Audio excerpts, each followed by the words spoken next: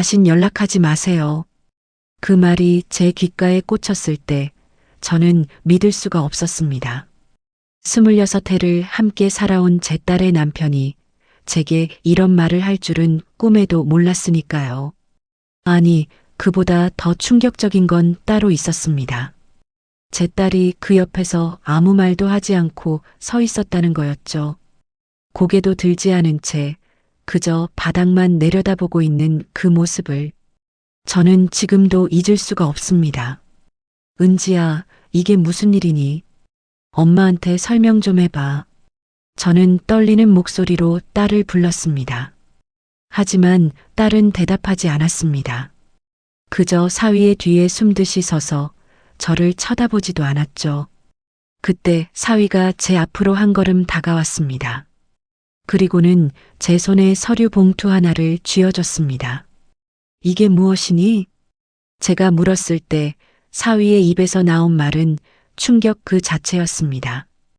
파양 서류입니다. 은지가 이제 어머님과 법적으로 남이 되겠답니다. 순간 제 머릿속이 하얘졌습니다. 파양이라니요. 제가 2살배기 아기였을 때부터 키운 딸이 지금 저와 남이 되겠다고요? 은지야, 이게 정말이니? 엄마 좀 봐. 엄마 눈 좀 봐봐. 저는 소리쳤습니다. 목이 쉬도록 외쳤습니다. 하지만 딸은 끝내 고개를 들지 않았습니다. 사위가 차갑게 말했습니다. 그리고 이 집은 이제 저희 거니까 어머님은 나가주셔야 합니다. 한 달 안에 짐 정리하시고 나가세요. 이 집이라니요. 제가 30년을 일해서 마련한 이 건물이 이제 저희 거라니요? 무슨 소리를 하는 거야? 이 건물은 내 명이야. 내가 번 돈으로 산 거라고. 제가 소리치자 사위는 비웃듯이 말했습니다. 명의요? 작년에 은지 명의로 다 넘기셨잖아요. 기억 안 나세요? 그 순간 저는 깨달았습니다. 작년에 딸이 말했던 것을 상속세 때문에 미리 증여하는 게 낫다고 세무사가 그러던데 명의를 자기 앞으로 해두면 나중에 편하다고. 저는 딸을 믿었습니다. 내 딸이니까, 제가 키운 딸이니까 절대 저를 배신하지 않을 거라고 믿었습니다. 그런데 지금 그 믿음이 산산조각 나고 있었습니다. 은지야, 엄마 좀 봐. 제발 엄마 좀 보라니까. 저는 울먹이며 딸의 팔을 잡으려 했습니다. 하지만 사위가 제 손을 뿌리쳤습니다. 손대지 마세요. 이제 우리는 남이에요, 남. 그 말과 함께 사위는 딸의 어깨를 잡고 돌아섰습니다. 그리고 그대로 현관문을 향해 걸어갔습니다. 은지야, 은지야. 저는 따라가며 외쳤습니다. 하지만 딸은 단 한 번도 뒤를 돌아보지 않았습니다. 문이 닫혔습니다. 쿵 하는 소리와 함께 그 소리가 제 가슴을 짓눌렀습니다. 저는 그 자리에 주저앉고 말았습니다. 손에 쥐어진 서류 봉투를 보니 정말로 파양 신청서가 들어 있었습니다. 이미 딸의 서명과 도장이 찍혀 있었습니다. 어떻게 이럴 수가 있을까요? 어떻게 제 딸이 저한테 이럴 수가 있을까요? 저는 그날 밤 처음으로 알았습니다. 사람은 이렇게 한순간에 무너질 수 있다는 것을, 26해의 세월이 단 하루 만에 무너질 수 있다는 것을. 하지만 저는 아직 몰랐습니다. 이것이 시작에 불과하다는 것을, 더 큰 배신과 충격이 저를 기다리고 있다는 것을, 그리고 그 모든 것이 치밀하게 계획된 것이었다는 사실을. 이야기를 처음부터 시작하려면 1998년으로 돌아가야 합니다.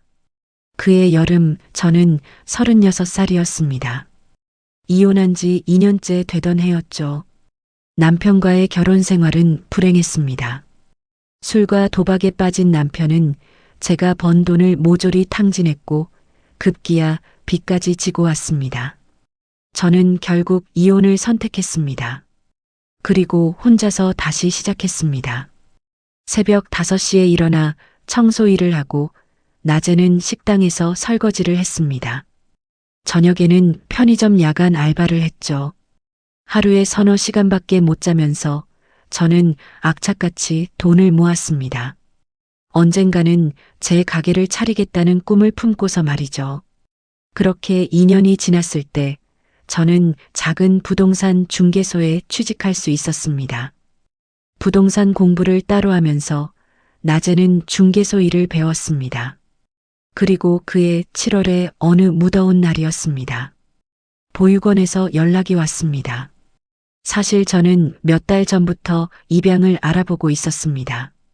혼자 사는 게 너무 외로웠고 누군가를 돌보며 살고 싶었습니다. 그리고 무엇보다 제게는 아이가 없었으니까요. 저희 보육원에 딱 맞는 아이가 있어요. 한번 만나러 오시겠어요? 원장 선생님의 목소리가 따뜻했습니다. 저는 그날 오후 보육원을 찾아갔습니다. 그리고 그곳에서 은지를 만났습니다. 2살짜리 아기였습니다. 까만 머리카락에 동그란 눈을 가진 작은 아기. 원장 선생님이 말씀하셨습니다. 이 아이는 생후 3개월 때 여기에 왔어요. 친부모가 누군지는 알 수 없고 병원 앞에 버려진 아이였죠. 제 가슴이 미어졌습니다. 어떻게 이렇게 예쁜 아기를 버릴 수가 있을까요? 은지는 제 눈을 빤히 쳐다보고 있었습니다. 그 눈빛에는 두려움도 경계심도 없었습니다. 그저 순수하게 저를 바라보고 있었죠. 안아봐도 될까요? 제가 물었고 선생님이 은지를 제 품에 안겨주셨습니다.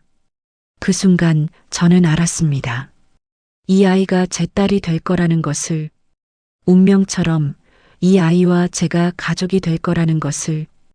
은지는 제 품에 안겨서도 울지 않았습니다. 오히려 제 목에 작은 손을 감고는 방긋 웃었습니다. 제 눈에서 눈물이 흘러내렸습니다. 이 아이를 키우고 싶어요. 제 딸로 삼고 싶습니다. 그날 저는 입양 신청서를 작성했습니다. 서류 심사와 가정 방문, 교육 과정을 거쳐서 석 달 뒤에 은지는 정식으로 제 딸이 되었습니다. 호적에 올라간 날 저는 은지를 꼭 안고 울었습니다. 은지야, 엄마가 널 꼭 행복하게 해줄게.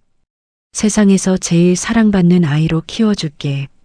그때의 다짐이 지금도 선명합니다. 저는 은지를 키우기 위해 더욱 열심히 일했습니다. 부동산 중개사 자격증을 땄고 작은 중개소를 차렸습니다. 처음에는 월세 방 하나 얻어주는 것도 힘들었지만 점점 실력이 늘었습니다. 성실하게 정직하게 일하니까 고객들이 저를 믿어줬습니다. 그렇게 5년, 10년이 지나면서 저는 조금씩 돈을 모았습니다. 그리고 2008년 마침내 제 건물을 샀습니다. 서울 변두리의 작은 상가 건물이었지만 제게는 꿈의 성과 같았습니다. 1층은 제 부동산 중개소로 쓰고 2층과 3층은 임대를 놓았습니다. 그 건물에서 나오는 월세 수입으로 저는 은지를 더 좋은 환경에서 키울 수 있었습니다. 은지는 착한 아이였습니다. 공부도 잘했고 성격도 순했습니다. 학교에서 상도 많이 받아왔죠. 엄마 나 오늘 반에서 1등 했어. 엄마, 선생님이 칭찬했어. 그런 말을 할 때마다 저는 세상을 다 가진 기분이었습니다. 은지는 제가 입양한 아이라는 걸 알고 있었습니다. 10살 때 제가 직접 말해줬습니다. 은지야, 엄마가 너한테 할 말이 있어. 그날 저녁 저는 은지를 무릎에 앉히고 조심스럽게 말했습니다. 엄마가 은지를 낳은 건 아니야. 은지가 아기였을 때 엄마가 은지를 만나서 우리 가족이 된 거야. 은지는 잠시 생각하더니 제 목을 껴안았습니다. 엄마, 괜찮아. 나는 엄마가 최고야. 엄마가 날 키워줬으니까 엄마가 진짜 엄마야. 그 말에 저는 또 울었습니다. 이 아이가 있어서 너무 감사했습니다. 이 아이 때문에 제 인생이 행복했습니다. 은지는 대학교도 잘 들어갔습니다. 경영학과에 입학해서 열심히 공부했죠. 그리고 대학교 3학년 때였습니다. 은지가 남자친구를 데려왔습니다. 바로 그 사람이 지금 제게 악담을 퍼붓고 있는 그 사위였습니다. 이름은 강민호. 당시 28살이었던 그는 겉보기에는 괜찮은 청년이었습니다. 키도 크고 외모도 준수했습니다. 예의도 바르게 굴었죠. 어머님, 안녕하세요. 은지한테 많은 얘기 들었습니다. 첫 인사를 할 때 민호는 공손하게 고개를 숙였습니다. 은지를 정말 소중하게 생각합니다. 잘 부탁드립니다. 그의 말투도 태도도 흠잡을 데가 없었습니다. 저는 안심했습니다. 우리 은지가 좋은 사람을 만났구나 생각했습니다. 하지만 지금 돌이켜보면 그때부터 이미 조짐이 있었습니다. 민호가 유독 제 일에 관심이 많았다는 것, 부동산 일이 어떤지, 건물은 어떻게 운영하는지 자꾸만 물어봤습니다. 어머님, 부동산 일이 요즘 잘 되시나 봐요? 이 건물 정말 좋은 위치네요. 가치가 많이 올랐겠어요. 그때는 그저 예비 사위가 장모한테 관심을 보이는 거라고만 생각했습니다. 설마 제 재산을 노리고 있을 줄은 꿈에도 몰랐습니다. 은지와 민호는 2년을 연애하고 결혼했습니다. 2015년 봄 화창한 날이었습니다. 저는 딸의 결혼식에서 눈물을 흘렸습니다. 행복의 눈물이라고 믿었습니다. 하지만 그것은 제 착각이었습니다. 그날이 제 불행의 시작이었다는 것을 저는 너무 늦게 알아챘습니다. 결혼 초반에는 모든 게 평화로웠습니다. 은지와 민호는 제 건물 3층에서 신혼살림을 시작했습니다. 저는 2층에 살고 있었고 1층은 여전히 제 부동산 중개소였죠. 월세는 받지 않았습니다. 딸 내외니까 당연한 거라고 생각했습니다. 민호는 작은 무역회사에 다니고 있었습니다. 월급이 그리 많지는 않았지만 성실하게 출퇴근했습니다. 은지는 결혼 후에도 회사를 다녔습니다. 저는 그런 딸 내외가 기특했습니다. 주말이면 함께 식사를 하곤 했습니다. 어머님, 제가 오늘 고기 구워드릴게요. 민호가 먼저 나서서 고기를 구웠고 은지는 상을 차렸습니다. 그런 모습이 저는 너무 좋았습니다. 제 딸이 좋은 남편을 만나 행복하게 사는 것, 그것만큼 큰 기쁨이 어디 있겠습니까? 하지만 변화는 서서히 시작되었습니다. 결혼 1년이 지날 무렵부터였습니다. 민호의 태도가 조금씩 달라지기 시작했습니다. 처음에는 미묘한 변화였습니다. 어머님, 요즘 부동산 경기가 좋다던데요? 건물 가격 많이 올랐죠? 식사 자리에서 민호가 물었습니다. 글쎄, 조금 오르긴 했지. 제가 대답하자 민호는 웃으며 말했습니다. 나중에 이 건물 은지한테 물려주실 거죠? 은지 말고는 자식이 없으시잖아요. 그 말에 저는 약간 기분이 이상했습니다. 물론 은지에게 물려줄 생각이었지만 왜 민호가 그런 걸 물어보는지 이해가 안 됐습니다. 당연히 은지한테 주지. 누구한테 주겠니? 제가 웃으며 대답했지만 마음 한구석이 불편했습니다. 그 후로 민호는 자주 재산 이야기를 꺼냈습니다. 어머님, 상속세가 엄청 많이 나온대요. 미리미리 증여하시는 게 좋다던데. 요즘은 자식 명의로 미리 바꿔놓는 게 세금도 적게 나오고 좋답니다. 저는 그냥 웃어넘겼습니다.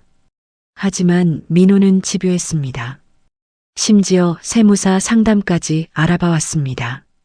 어머님, 제가 아는 세무사님한테 물어봤는데요. 지금 증여하시면 세금을 많이 아낄 수 있대요. 그때 은지도 거들었습니다. 엄마, 나중에 상속세 내느라 건물 팔아야 할 수도 있대. 미리 해두는 게 나을 것 같아.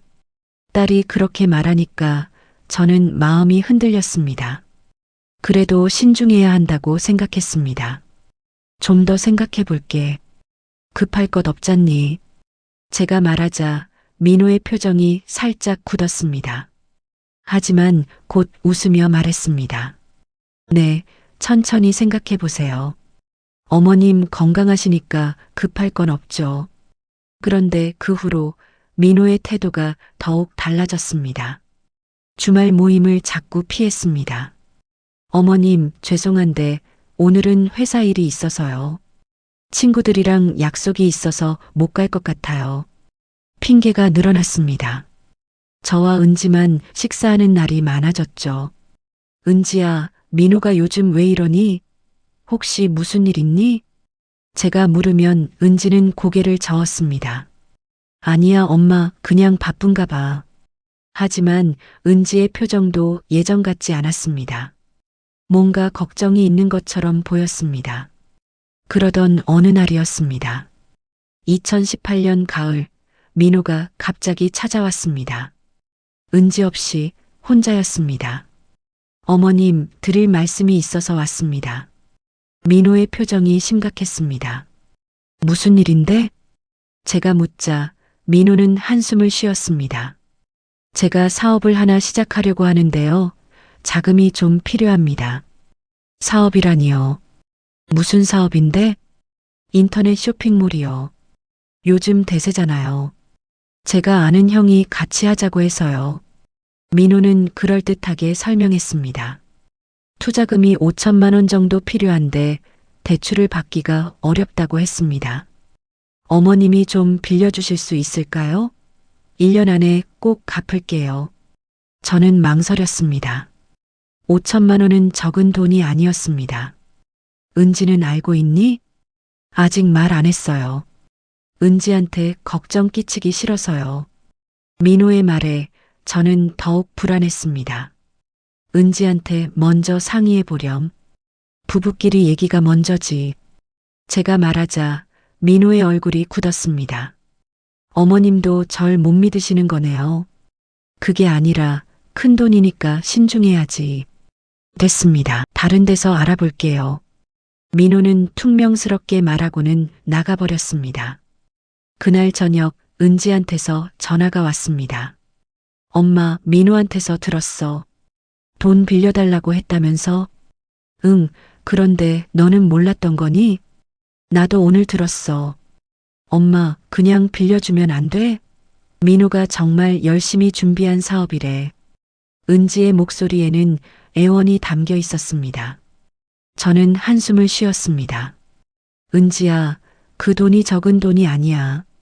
사업이라는 게 잘 될지 안 될지도 모르는 거고. 엄마, 제발, 민호가 너무 힘들어해. 이번 기회 놓치면 안 된대.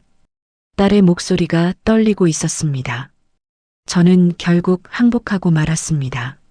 알았어. 그런데 제대로 된 계획서는 봐야겠다. 고마워, 엄마. 민호가 진짜 열심히 할 거야. 은지는 기뻐하며 전화를 끊었습니다. 며칠 후 저는 민호에게 5천만 원을 빌려줬습니다. 차용증을 쓰고 1년 후 갚기로 약속했습니다. 민호는 고맙다고 연신 고개를 숙였습니다. 어머님, 정말 감사합니다. 꼭 성공해서 보답하겠습니다. 하지만 그 돈은 돌아오지 않았습니다. 1년이 지나도 2년이 지나도 말이죠. 사업은 잘 안 된다고 했습니다. 어머님, 죄송해요. 조금만 더 기다려주세요. 민호는 그렇게만 말했습니다. 그리고 그 후로 민호는 아예 저를 피하기 시작했습니다. 집에도 잘 들어오지 않았습니다. 은지한테 물어봐도 은지는 그냥 바쁘다고만 했습니다. 저는 점점 불안해졌습니다. 뭔가 잘못되고 있다는 느낌이 들었습니다. 하지만 확실히 알 수는 없었습니다. 그저 막연한 불안감만이 저를 짓눌렀습니다. 그러던 2020년이었습니다. 코로나가 터지고 세상이 혼란스러워졌습니다. 그 와중에 은지가 찾아왔습니다. 엄마, 상의할 게 있어. 은지의 표정이 어두웠습니다. 왜? 무슨 일인데? 엄마, 그 건물 말이야. 내 명의로 바꿔주면 안 돼? 순간 저는 멈칫했습니다. 갑자기 왜? 세무사가 그러는데 지금 안 하면 나중에 세금이 엄청 많이 나온대. 엄마도 나이 드셨잖아. 은지의 말에는 급박함이 묻어났습니다. 은지야, 엄마가 아직 환갑도 안 됐어. 뭐가 그리 급하니? 엄마, 제발. 나만 믿어줘. 내가 엄마한테 나쁜 짓 할 것 같아? 은지가 제 손을 잡았습니다.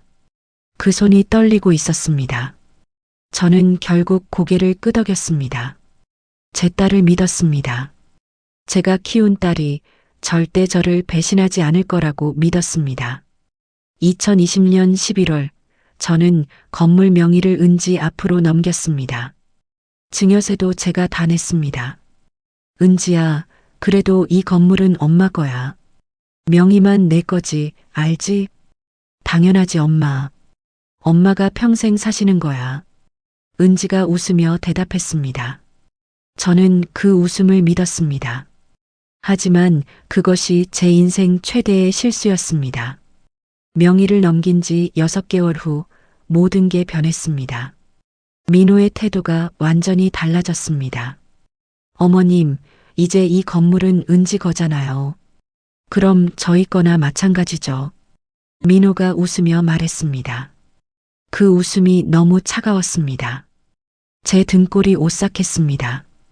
그때부터 악몽이 시작되었습니다. 명예 이전 후 변화는 빠르게 찾아왔습니다. 가장 먼저 달라진 건 민호의 말투였습니다.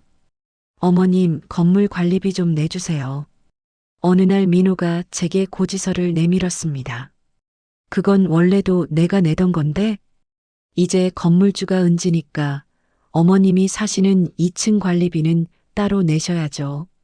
민호의 말투가 사무적이었습니다. 저는 어이가 없었습니다. 민호야, 이게 무슨 소리니? 나는 여기 주인이야. 법적으론 은지가 주인이잖아요. 어머님은 그냥 사시는 거고요. 뭐? 제 목소리가 커졌습니다. 하지만 민호는 개의치 않았습니다.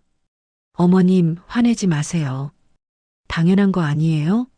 건물 쓰시면 비용을 내셔야죠. 그 말에 저는 할 말을 잃었습니다. 이게 정말 제가 아는 그 민호가 맞나 싶었습니다. 은지는 이거 알고 있니? 당연히 알죠. 은지가 시킨 거예요. 민호의 대답에 제 가슴이 철렁 내려앉았습니다. 은지가 시켰다고? 저는 곧장 3층으로 올라갔습니다. 은지야, 이게 무슨 일이니? 문을 두드렸지만 은지는 나오지 않았습니다. 은지야, 엄마야, 문 좀 열어봐. 한참을 두드린 끝에 문이 열렸습니다. 은지가 나왔는데 제 눈을 똑바로 보지 못했습니다. 엄마, 무슨 일이야? 관리비를 내라는 게 무슨 소리야? 내가 정말 그런 말을 했니? 엄마, 그게 맞는 거 아니야? 이제 내 건물인데 엄마가 쓰시면 비용을 내시는 게 맞잖아. 은지의 목소리가 떨렸습니다. 하지만 말은 단호했습니다. 은지야, 너 지금 정신이 있니? 이 건물은 엄마 거야. 명의만 내 앞으로 해놓은 거라고. 법적으로는 내 거잖아, 엄마. 그리고 이제 나도 생각할 게 많아. 생각할 게 많다니? 무슨 소리야? 엄마, 나도 내 인생이 있어. 민호랑 나도 살아야 된다고. 은지의 말에 저는 충격을 받았습니다. 이게 내가 키운 딸이 맞나 싶었습니다. 엄마가 너한테 뭘 잘못했니? 엄마가 너 키우느라 얼마나 고생했는데 그거 나한테 은혜 갚으라는 거야? 은지의 목소리가 날카로워졌습니다. 나는 엄마한테 입양된 거야. 내가 원한 것도 아니고 엄마가 원해서 날 키운 거잖아. 그 말에 저는 말문이 막혔습니다. 그게 무슨 말이니? 엄마는 외로워서 날 입양한 거잖아. 엄마 외로움 달래주려고 내가 여기 있는 거라고. 은지의 눈에 눈물이 고였습니다. 하지만 그 눈빛은 차가웠습니다. 은지야. 저는 떨리는 손으로 딸의 팔을 잡으려 했습니다. 하지만 은지는 뿌리쳤습니다. 엄마, 이제 그만해. 나도 내 인생 살아야 돼. 그리고는 문을 닫아버렸습니다. 쾅 하는 소리가 복도에 울렸습니다. 저는 그 자리에 주저앉았습니다. 이럴 수가 없었습니다. 제 딸이 제게 이런 말을 할 줄은 꿈에도 몰랐습니다. 그날 밤 저는 잠을 이룰 수 없었습니다. 은지의 말이 계속 머릿속을 맴돌았습니다. 엄마가 원해서 날 키운 거잖아. 그 말이 맞기는 했습니다. 제가 외로워서, 제가 원해서 은지를 입양했습니다. 하지만 그게 잘못된 건가요? 저는 은지를 진심으로 사랑했습니다. 제 배에서 낳은 자식보다 더 사랑했습니다. 그런데 이제 와서 이런 말을 듣다니요. 다음 날부터 상황은 더 악화되었습니다. 민호가 1층 부동산 중개소에 찾아왔습니다. 어머님, 1층 임대료 얘기 좀 하죠. 임대료? 네, 어머님이 여기서 장사하시잖아요. 당연히 월세를 내셔야죠. 저는 기가 막혔습니다. 민호야, 이게 내 가게야. 30년을 여기서 일했다고. 법적으로는 은지 건물이니까 월세 내셔야죠. 한 달에 300만 원이면 적당할 것 같은데요. 300만 원? 제 목소리가 떨렸습니다. 이 근처 시세가 그래요. 어머님도 부동산 하시니까 아시잖아요. 민호는 웃으며 말했습니다. 그 웃음이 너무나 잔인했습니다. 민호야, 민호야, 제발 정신 차려.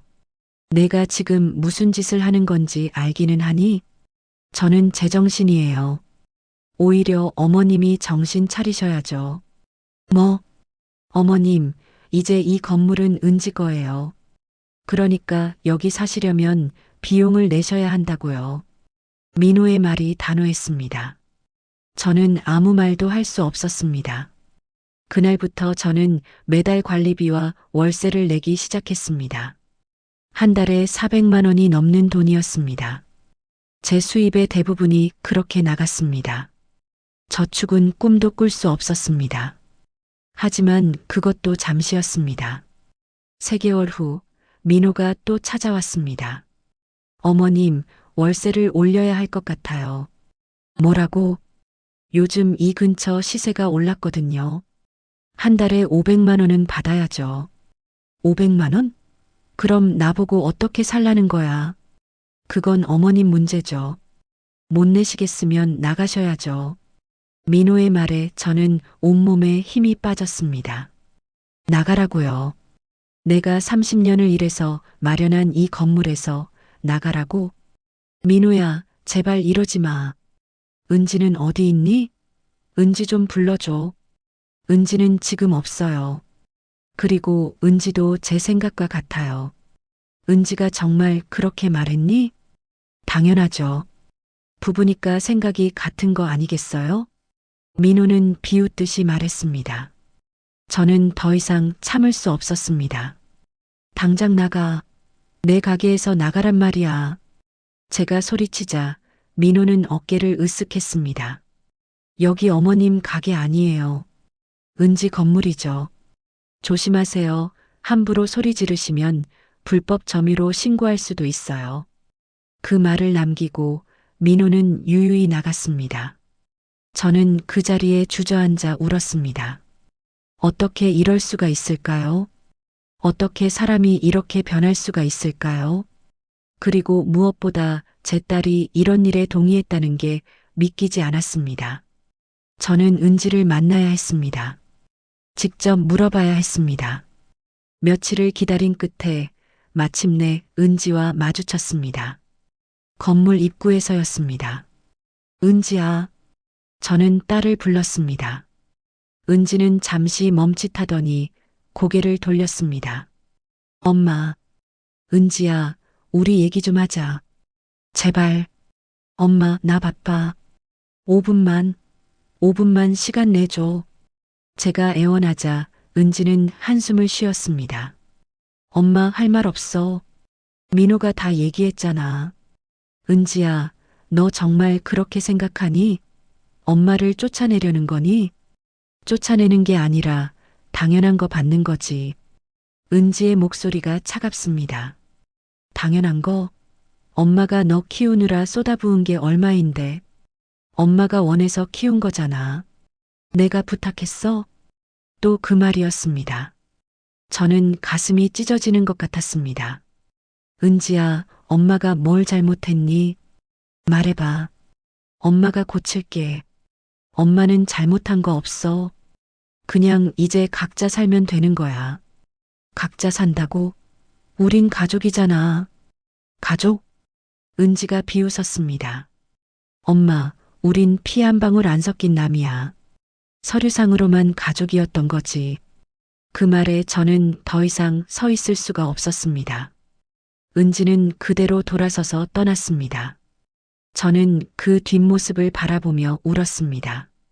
26 해가 무너지는 순간이었습니다. 제 인생이 무너지는 순간이었습니다. 그리고 저는 알았습니다. 이것은 시작에 불과하다는 것을, 더 큰 배신이 저를 기다리고 있다는 것을. 2021년 겨울이 되었습니다. 저는 매달 500만 원의 월세를 내며 버티고 있었습니다. 제 수입으로는 도저히 감당할 수 없는 금액이었습니다. 저축해둔 돈을 까먹으며 겨우겨우 버티고 있었죠. 은지와 민호는 이제 제 앞에 거의 나타나지 않았습니다. 3층에 살면서도 저와 마주치는 걸 피했습니다. 가끔 복도에서 마주치면 은지는 고개를 돌렸습니다. 제 눈을 보지 않았습니다. 저는 그럴 때마다 가슴이 찢어졌습니다. 어떻게 이럴 수가 있을까요? 제가 키운 딸이 제게 이럴 수가 있을까요? 그러던 12월에 어느 추운 날이었습니다. 민호가 갑자기 제 중개소로 찾아왔습니다. 어머님, 얘기 좀 하죠. 민호의 표정이 심각했습니다. 무슨 일인데? 이제 그만 나가주셨으면 좋겠어요. 뭐? 월세도 제때 못 내시잖아요. 이번 달도 밀렸고요. 사실이었습니다. 저는 이번 달 월세를 아직 내지 못하고 있었습니다. 돈이 없었습니다. 조금만 기다려줘. 다음 주에 거래가 하나 성사되면 바로 줄게. 매번 그러시잖아요. 저희도 이제 지쳤어요. 민호야, 제발. 조금만 참아줘.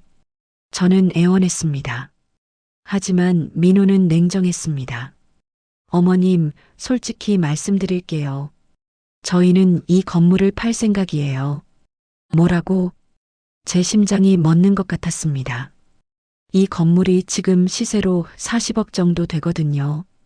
팔면 그 돈으로 더 좋은 투자를 할 수 있어요. 40억? 네, 어머님도 부동산 하시니까 아시잖아요. 이 위치에 이 평수면 40억은 받아요. 저는 어이가 없었습니다. 제가 30년 전에 7억에 산 이 건물이 이제 40억이 되어 있었습니다. 제 노력으로, 제 땀으로 일궈낸 가치였습니다. 민호야, 이 건물은 못 팔아. 이건 내 인생이야. 법적으로는 은지 거예요. 은지가 팔겠다는데 누가 막아요? 은지가 정말 팔겠다고 그랬니? 당연하죠. 제가 맘대로 이런 얘기 하겠어요? 민호가 웃었습니다. 그 웃음이 제 가슴을 찔렀습니다. 어머님, 건물 팔면 어머님한테도 얼마 드릴게요. 걱정 마세요. 얼마를 준다고? 한 1억 정도요? 그 돈이면 어머님도 작은 집 하나 구하실 수 있잖아요. 1억이라니요. 40억짜리 건물에서 고작 1억을 준다고요? 민호야, 너 지금 정신이 있니? 이 건물은 내가 산 거야. 내 돈으로. 증여하셨잖아요. 증여하신 순간 은지 거예요. 증여는 명목상이었어. 세금 때문에 명의만 바꾼 거라고. 증거가 있어요? 증여 계약서에 그런 조건 없잖아요. 민호의 말에 저는 할 말을 잃었습니다. 정말로 증여 계약서에는 그런 조건이 없었습니다. 그냥 단순 증여로 되어 있었습니다. 민호야, 제발 이러지 마. 은지 좀 불러줘. 은지는 지금 바빠요. 그리고 이미 결정된 일이에요. 결정? 누가 결정했는데? 은지가요. 아니, 저희 부부가요. 민호는 태연하게 말했습니다. 저는 더 이상 참을 수 없었습니다. 곧장 3층으로 올라가 문을 두드렸습니다. 은지야, 은지야, 당장 나와. 한참을 두드린 끝에 문이 열렸습니다. 은지가 나왔는데 표정이 차가웠습니다. 엄마, 왜 이러세요? 은지야, 건물을 판다는 게 무슨 소리니? 내가 정말 그렇게 결정했니? 네, 제가 결정했어요. 은지의 대답이 너무나 담담했습니다. 은지야, 엄마, 이제 그만해요. 저도 제 인생 살아야 된다니까요. 내 인생? 내 인생이 엄마 버리는 거니? 버리는 게 아니에요. 각자 사는 거죠. 은지의 목소리에는 감정이 없었습니다. 은지야, 제발 정신 차려. 민호가 너 이용하는 거야. 민호가 날 이용해요? 웃기네요. 민호는 나한테 정말 잘해줘요. 은지야, 엄마는 늘 그러셨잖아요. 입양해 준 게 은혜라고, 키워준 게 희생이라고. 그게 아니라, 그럼 뭔데요? 엄마는 날 키우면서 행복했어요? 아니면 의무감 때문에 키운 거예요? 은지의 목소리가 떨렸습니다. 난 항상 궁금했어요. 엄마가 날 진짜 사랑하는 건지 아니면 그냥 외로워서 키우는 건지. 은지야, 엄마는 너를 사랑했어, 진심으로. 그렇다면 왜 맨날 입양 얘기를 하셨어요? 왜 맨날 엄마가 얼마나 고생했는지 말씀하셨어요? 그건 저는 말문이 막혔습니다. 엄마가 미안해. 엄마가 잘못했어. 이제 와서 미안하다고요? 늦었어요, 엄마. 은지야, 제발. 저는 무릎을 꿇었습니다. 딸 앞에서 무릎을 꿇었습니다. 제발 이러지 마. 엄마 말 좀 들어봐. 하지만 은지는 고개를 돌렸습니다. 엄마, 일어나세요. 보기 안 좋아요. 은지야. 그리고요, 한 가지 더 드릴 말씀이 있어요. 은지가 방에서 서류를 하나 꺼내왔습니다. 이게 뭔데? 파양 신청서요. 순간 제 머릿속이 하얘졌습니다. 파양? 네, 저 이제 엄마 딸 그만할래요. 은지야, 그게 무슨 소리야? 법적으로 남이 되자는 거예요. 그럼 서로 편하잖아요. 은지의 말이 너무나 차갑게 들렸습니다. 은지야, 제발 정신 차려. 민호가 너한테 뭐라고 했니? 민호는 아무 말도 안 했어요. 이건 제 결정이에요. 은지야, 엄마, 솔직히 말할게요. 전 엄마가 부담스러웠어요. 평생 은혜 갚으며 사는 게 싫었어요. 그 말에 제 가슴이 무너져 내렸습니다. 그래서 이제 끝내려고요. 법적으로 남이 되면 서로 부담 없잖아요. 은지야, 제발. 저는 울부짖었습니다. 하지만 은지는 돌아서 버렸습니다. 쾅, 문이 닫혔습니다. 저는 그 앞에서 무너졌습니다. 파양이라니요. 제 딸이 저와 남이 되겠다고요? 26해가 이렇게 끝나는 건가요? 저는 그날 밤 잠을 이룰 수 없었습니다. 온몸이 떨렸습니다. 분노와 슬픔이 뒤섞여 저는 정신을 차릴 수가 없었습니다. 그리고 다음 날 아침이었습니다. 민호가 다시 찾아왔습니다. 은지와 함께였습니다. 그들은 제 손에 파양 신청서를 쥐어줬습니다. 한 달 안에 이 건물에서 나가주세요. 민호의 말이 차갑게 들렸습니다. 다신 연락하지 마세요. 그 말과 함께 그들은 떠났습니다. 저는 그 자리에 주저앉았습니다. 모든 게 끝났습니다. 제 인생이, 제 가족이, 모든 게 끝나버렸습니다. 분노로 온몸이 떨렸습니다. 파양 통보를 받은 후 저는 한 달 동안 지옥 같은 시간을 보냈습니다. 건물에서 나가라는 통보를 받았지만 저는 갈 곳이 없었습니다. 평생을 일해서 모은 돈은 다 이 건물에 있었고 지금은 월세 내느라 저축한 돈마저 바닥났습니다. 친구에게 사정을 얘기했습니다. 영수가 그게 말이 돼? 내가 키운 딸이 너한테 그럴 수가 있어? 친구 정희가 분노하며 말했습니다. 변호사한테 가봐. 당장. 정희의 말에 저는 고개를 저었습니다. 소용없어. 법적으로는 은지 거야. 증여 계약서에도 아무 조건이 없고, 그래도 가봐야지. 이건 말도 안 되는 일이야. 정의의 성화에 못 이겨 저는 법률 상담소를 찾아갔습니다. 젊은 변호사가 제 이야기를 듣더니 고개를 저었습니다. 어머님, 법적으로는 따님이 건물 소유주가 맞습니다. 증여하신 순간 따님의 재산이 된 거예요. 하지만 제가 명의만 빌려준 건데요. 증여 계약서에 그런 조건이 명시되어 있나요? 아니요, 없어요. 그럼 입증이 어렵습니다. 구두 약속은 법적 효력이 없거든요. 변호사의 말에 제 마지막 희망마저 무너졌습니다. 파양은요? 파양도 막을 수 없나요? 파양은 쌍방 합의가 있으면 가능합니다. 어머님이 동의 안 하시면 재판으로 가야 하는데요. 재판이요? 네, 하지만 따님 측에서 어머님과의 관계가 파탄났다고 주장하면 인정될 가능성이 높습니다. 그럼 저는 어떻게 해야 하나요? 저는 울먹였습니다. 변호사는 안타까운 표정을 지었습니다. 솔직히 말씀드리면 이미 증여가 완료된 상태라 되돌리기 어렵습니다. 증여 취소 소송을 할 수는 있지만 승소 가능성이 낮아요. 왜요? 배은망덕을 이유로 증여 취소를 청구할 수는 있지만 입양 관계에서는 법원이 보수적으로 판단하거든요. 변호사의 말을 듣고 나오면서 저는 완전히 무너졌습니다. 법도 저를 지켜주지 못한다니요. 집으로 돌아오는 길에 저는 멍하니 걸었습니다. 그러다 우연히 동네 슈퍼 앞에서 이웃 김 사장님을 만났습니다. 영숙 씨, 요즘 왜 그래요? 안색이 왜 이래요? 김 사장님이 걱정스럽게 물었습니다. 저는 그만 울음을 터뜨렸습니다. 그리고 모든 이야기를 쏟아냈습니다. 김 사장님은 제 이야기를 듣더니 한참을 생각하다가 말했습니다. 영숙 씨, 혹시 그 사위 뒷조사 해봤어요? 뒷조사요? 사람이 갑자기 이렇게 변하진 않아요. 분명 뭔가 있을 거예요. 김 사장님의 말에 저는 깨달았습니다. 정말로 저는 민호에 대해 아는 게 없었습니다.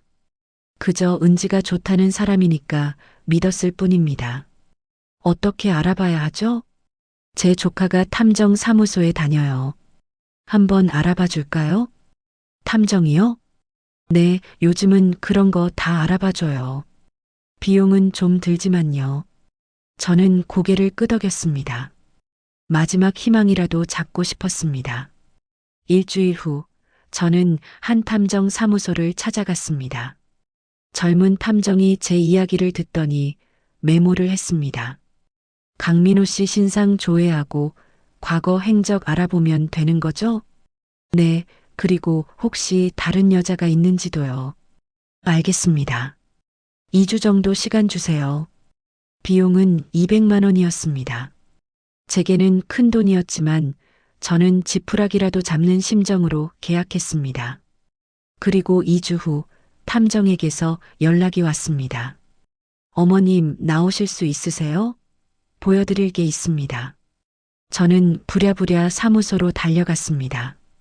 탐정은 두꺼운 파일을 제 앞에 내밀었습니다.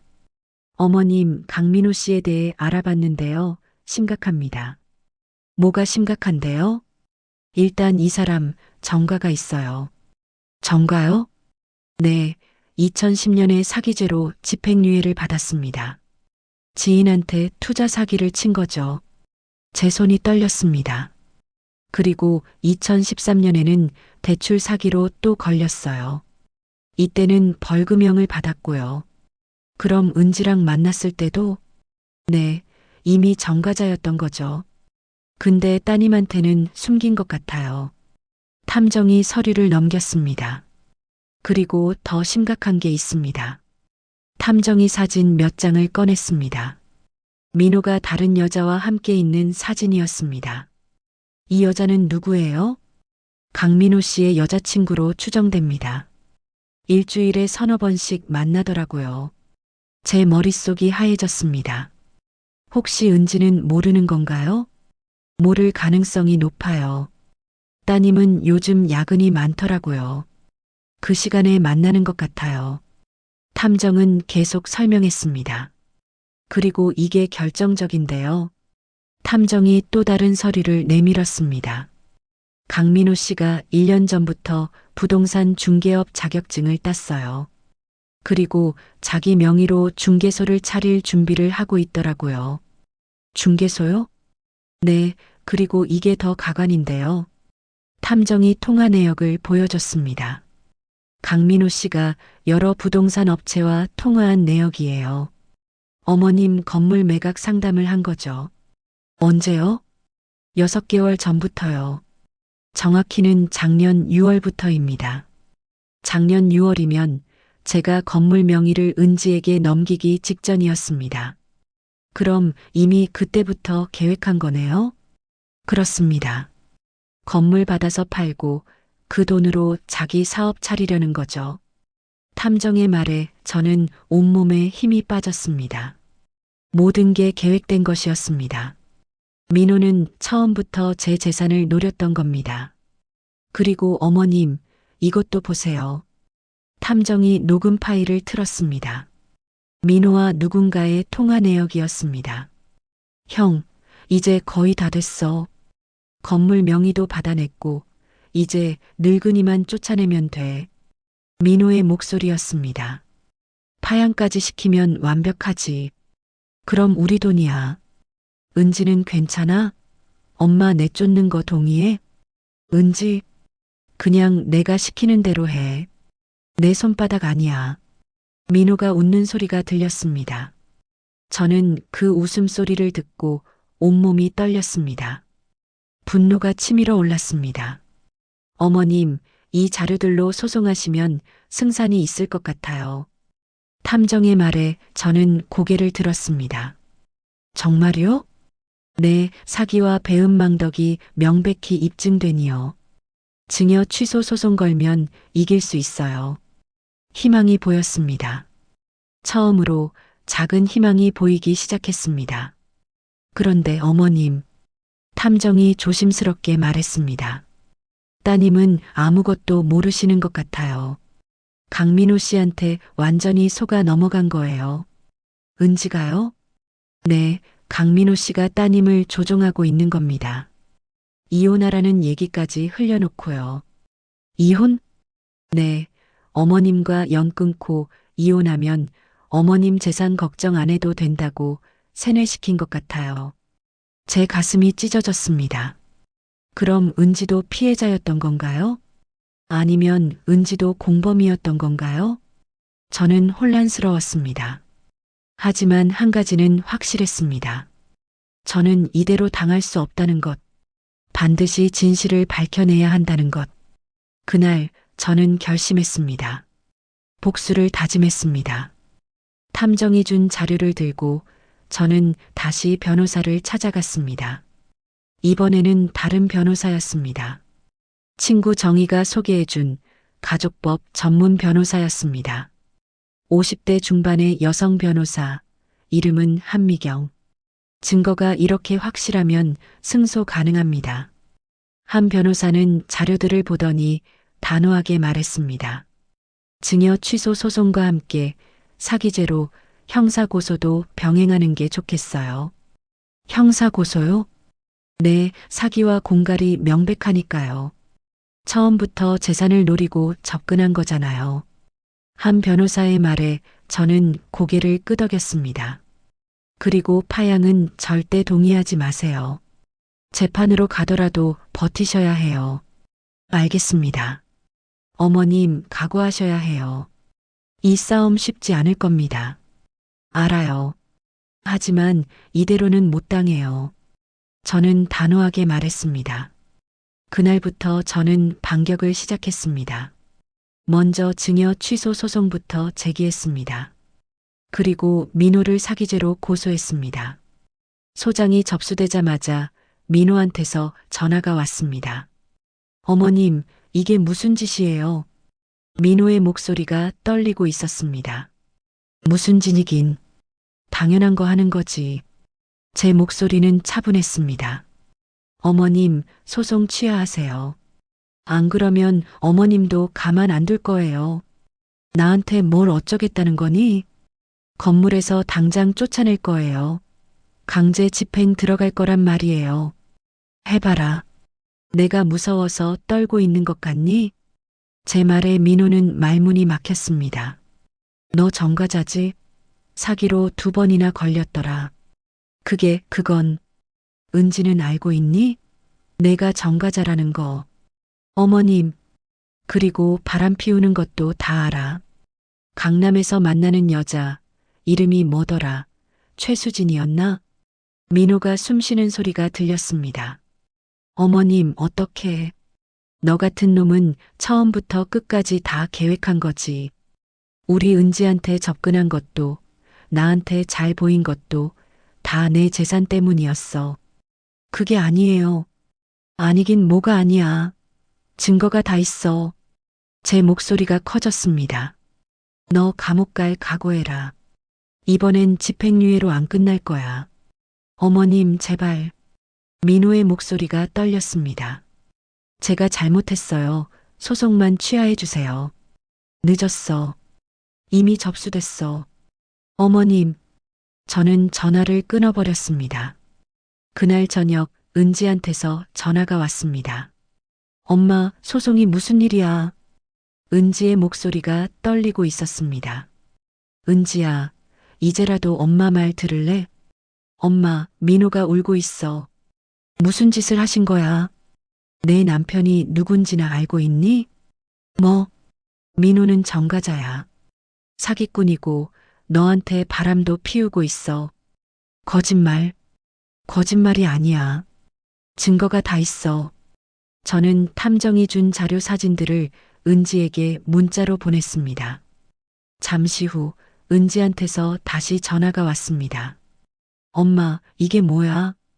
이게 진짜야? 은지의 목소리가 흔들리고 있었습니다. 진짜야. 민호는 처음부터 우리 재산을 노리고 접근한 거야. 아니야, 그럴 리 없어. 은지야, 정신 차려. 민호가 너를 이용한 거야. 엄마, 이건 조작이야. 엄마가 민호를 싫어하니까 꾸며낸 거잖아. 은지야, 엄마, 소송 취하해. 안 그러면 나도 엄마 안 봐.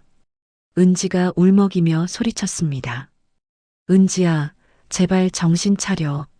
엄마가 정신 차려. 왜 민호를 이렇게 괴롭혀? 은지는 전화를 끊어버렸습니다. 저는 한숨을 쉬었습니다. 은지는 아직도 민호를 믿고 있었습니다. 하지만 저는 포기할 수 없었습니다. 며칠 후 법원에서 첫 조정 기일이 잡혔습니다. 저와 한 변호사는 법원에 갔습니다. 민호와 은지도 와 있었습니다. 은지는 저를 보자마자 고개를 돌렸습니다. 조정실에서 조정위원이 말했습니다. 양측 다 주장이 첨예하네요.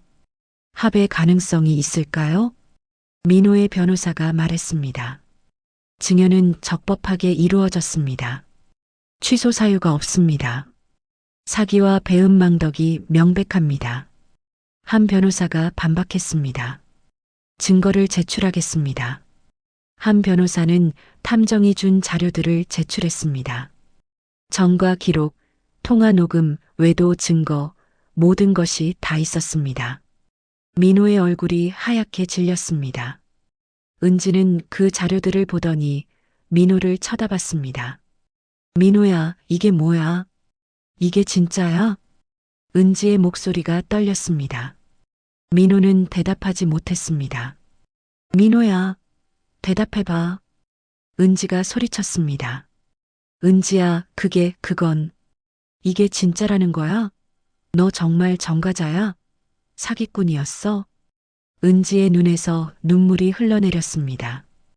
은지야, 들어봐. 내가 설명할게. 설명? 뭘 설명해? 너 다른 여자도 있었어? 은지가 외도 증거 사진을 집어들었습니다. 이 여자가 누구야? 은지야, 그건 오해야. 오해? 호텔 들어가는 사진이 오해야? 은지가 울부짖었습니다. 조정실이 순식간에 아수라장이 되었습니다.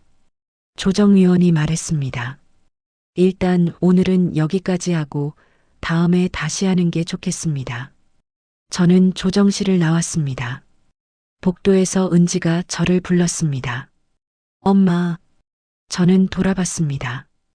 은지가 울고 있었습니다. 엄마, 이게 정말 다 진짜야? 응, 진짜야. 민호가 정말 날 이용한 거야? 은지의 목소리가 떨렸습니다. 저는 은지에게 다가갔습니다. 은지야, 이제라도 정신 차려. 민호는 처음부터 우리를 속인 거야. 엄마, 나 어떡해. 나 정말 바보야. 은지가 제 품에 안겼습니다. 오랜만에 느끼는 딸의 온기였습니다. 엄마, 미안해. 엄마한테 정말 미안해. 은지가 울며 말했습니다.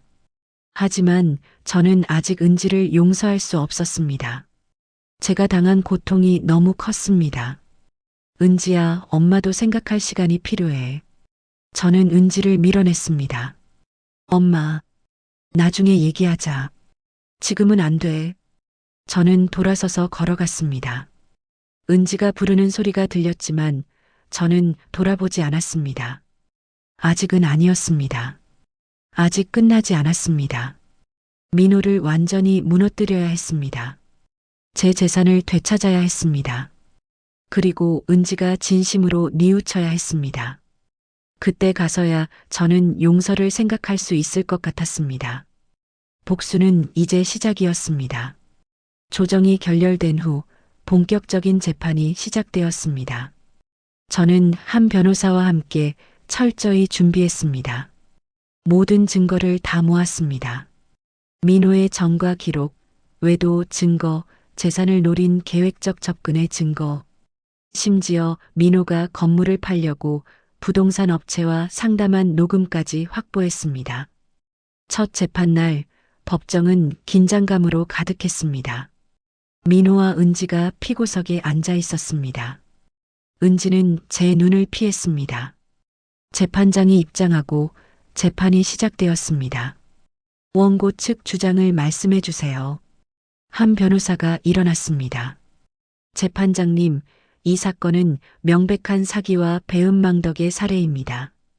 한 변호사는 조목조목 설명했습니다.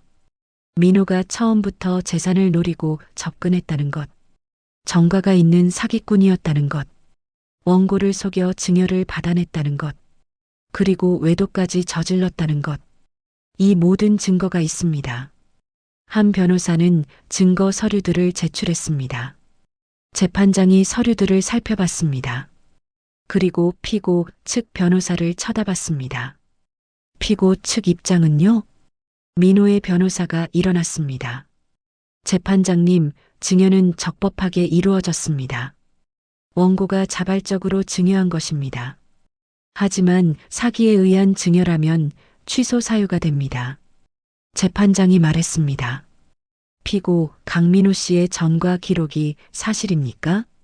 민호는 대답하지 못했습니다. 피고 대답하세요. 네, 사실입니다. 민호의 목소리가 작았습니다. 그리고 배우자 몰래 외도를 했습니까? 그건 증거가 있습니다. 사실 여부만 답하세요. 네, 했습니다. 민호가 고개를 숙였습니다. 재판장이 서류를 넘겼습니다. 그리고 원고의 재산을 노리고 의도적으로 접근했다는 정황이 보이는데요. 아닙니다. 저는 진심으로 증거 15번을 보세요.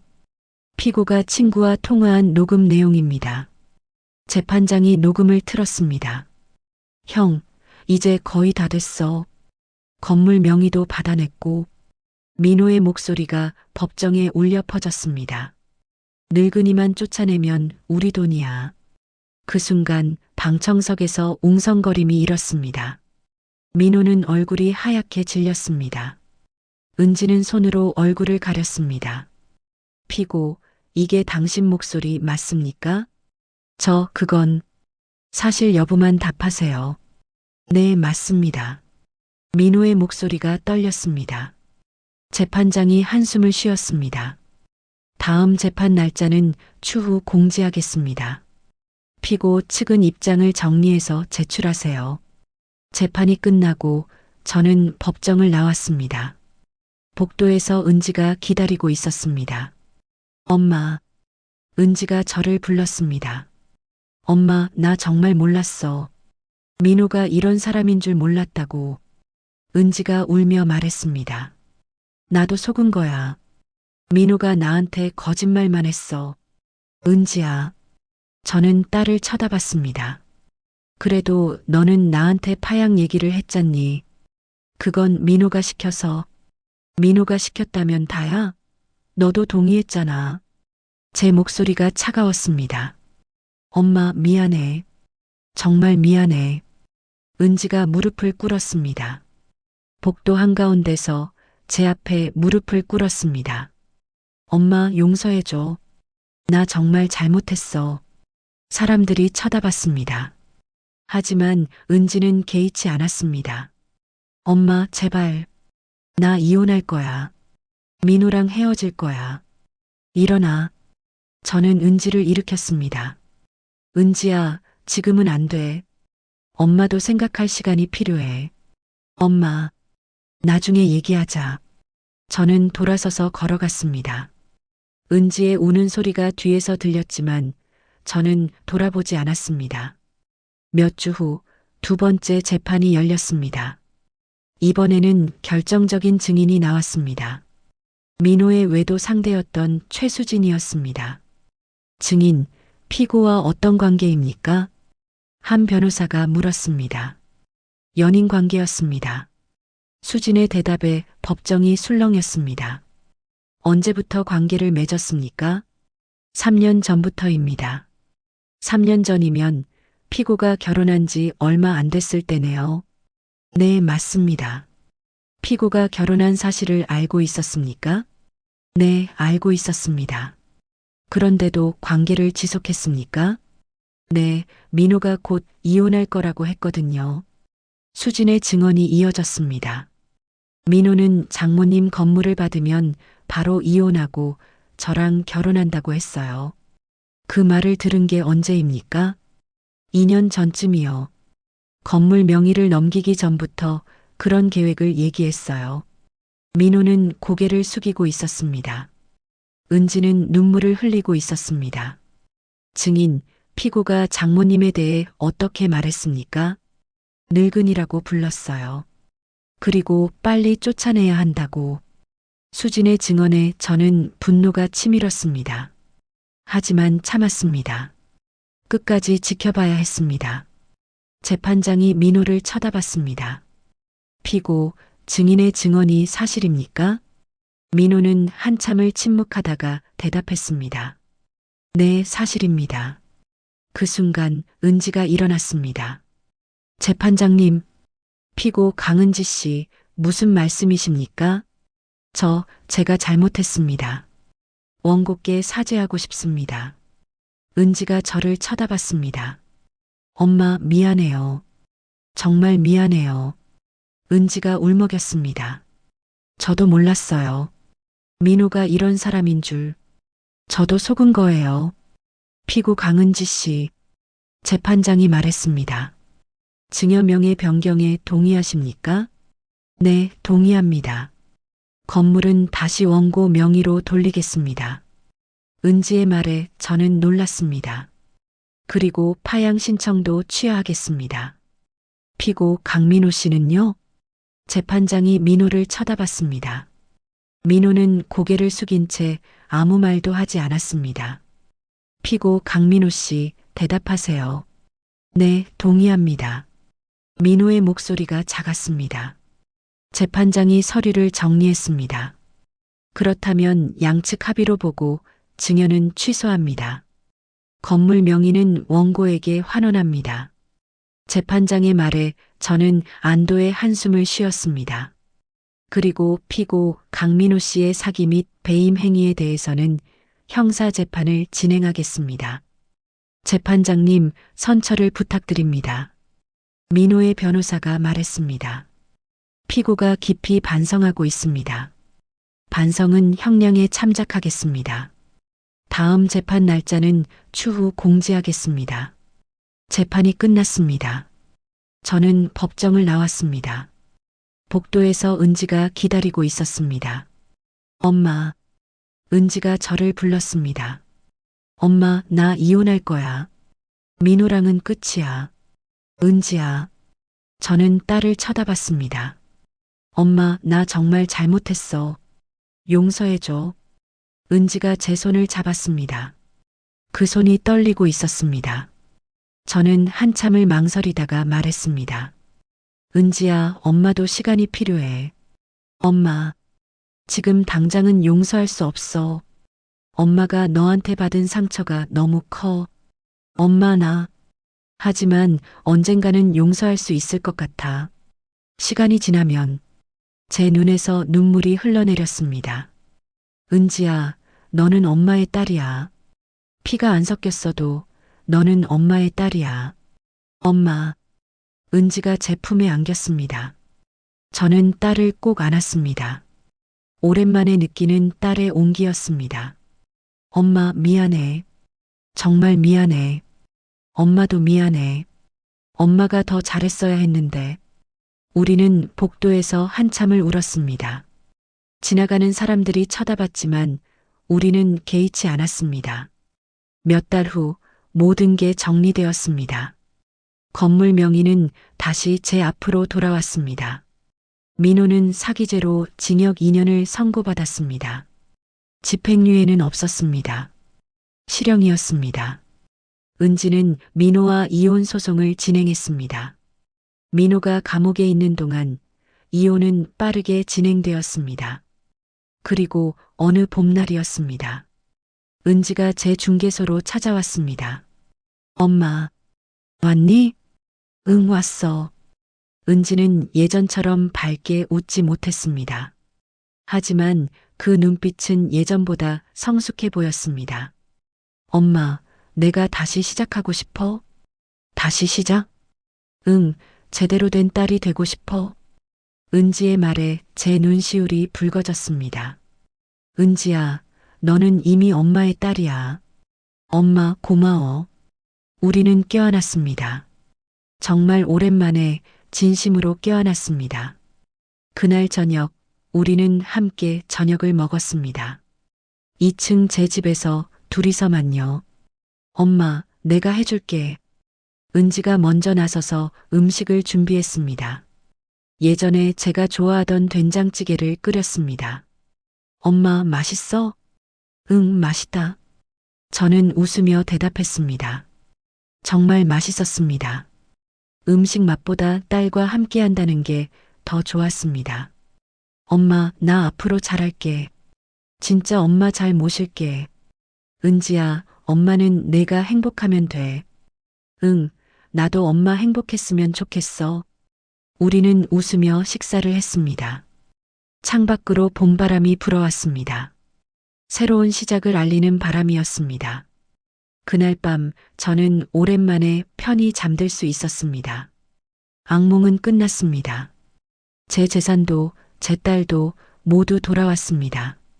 민호는 반지하 월세 원룸에 신세를 질 형편이 되었고 출소 후에도 정가 때문에 제대로 된 일자리를 구하기 힘들 것입니다. 제가 30년을 일해서 마련한 40억짜리 건물은 제 손에 그대로 있습니다.